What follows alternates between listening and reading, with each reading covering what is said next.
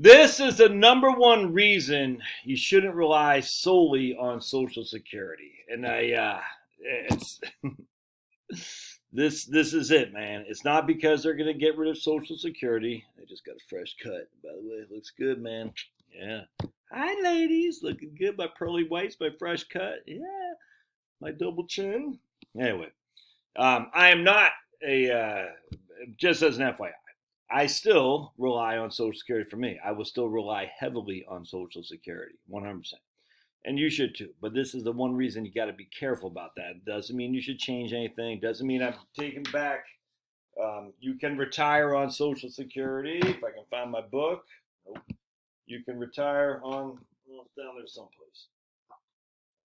Retire in Wellington. Anyway, what the heck? Oh, right here. You can retire on Social Security. But there's always risk to everything you do. And I'm going to share with you the number one reason not to do that, or to be careful of that. Right here. UK announced a stealth tax rate on pensions. This is in the UK. All right. And these clowns, it's remarkable to think that just 6 weeks ago, when the UK revealed its biggest spending spree in decades. Biggest spending spree in decades. Fast forward till today, when in a dramatic reversal, we learned that the UK is sinking into Greek-style austerity. The Telegraph reports that Prime Minister and Jeremy, that clown, both these clowns, plan to reveal a stealth tax on pensions later this month. The pension lifetime allowance is set to be frozen for 2 more years, with a rise in line with prices delayed from 2025 to 2027. What does that mean? It means that it's not going to be adjusted for inflation. Now, I don't know what the pension lifetime, I looked at it. I don't know enough about England to care or have thought too much about it. But the facts are they're cutting back the inflation adjustments for their lifetime allowance on the pensions. And what's that's going to do? Well, let's take a look. The allowance level has risen with prices in the past, kept up with inflation. But it's frozen until 2025, and now they're going to freeze again until 2027. The move was forecast to bring the Treasury close to £1 billion over the period, because that's not your money, it's their money, is what they think.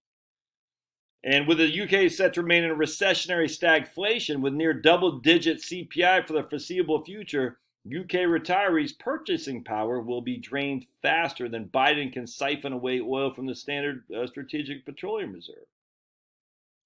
The Treasury is now planning to announce that their freeze will be extended until 2027. A sizable hole in the UK's public finances. Anyway, I thought this was interesting. Here's some clown. The Times reported that the Prime Minister warned that people cannot expect the state to fix every problem, and vowed to regain the trust of voters by being honest of the scale of economic difficulties ahead. So we got $42 billion in the Brexit divorce bill. All right, she's like, I don't like that, I guess. I don't know. $9 billion loss of COVID fraud. $32 billion lost to Brexit tax hit, $30 billion due to track and trace. I don't know what that is.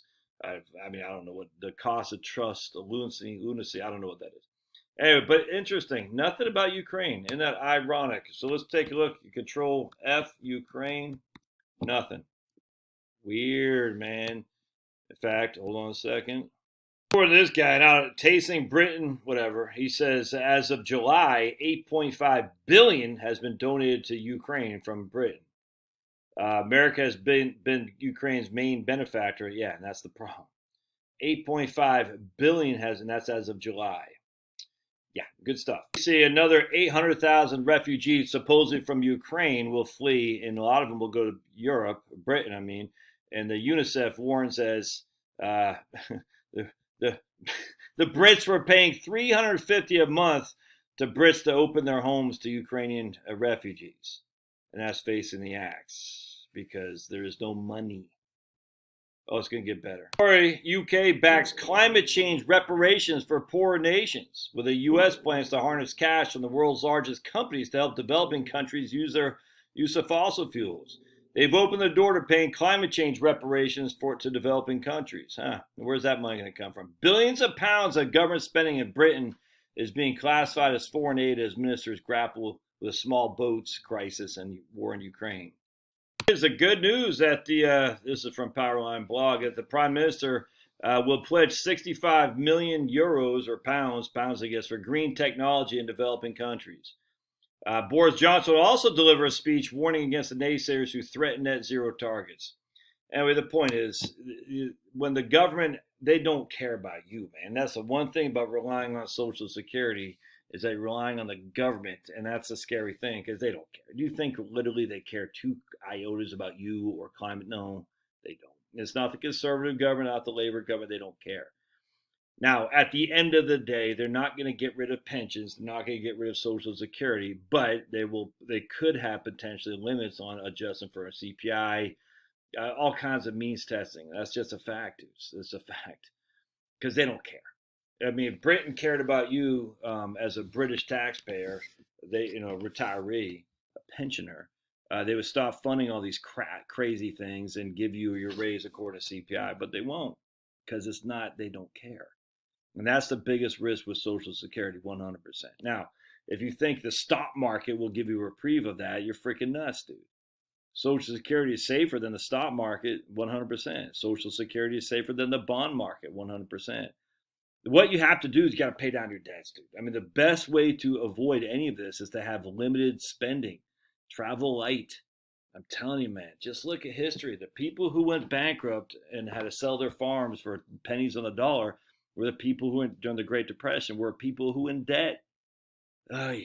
You got to go to retirement without debt. And that's my plan. I plan to have no mortgage, no debt, Social Security, and whatever equity I can raise from here for a reverse mortgage.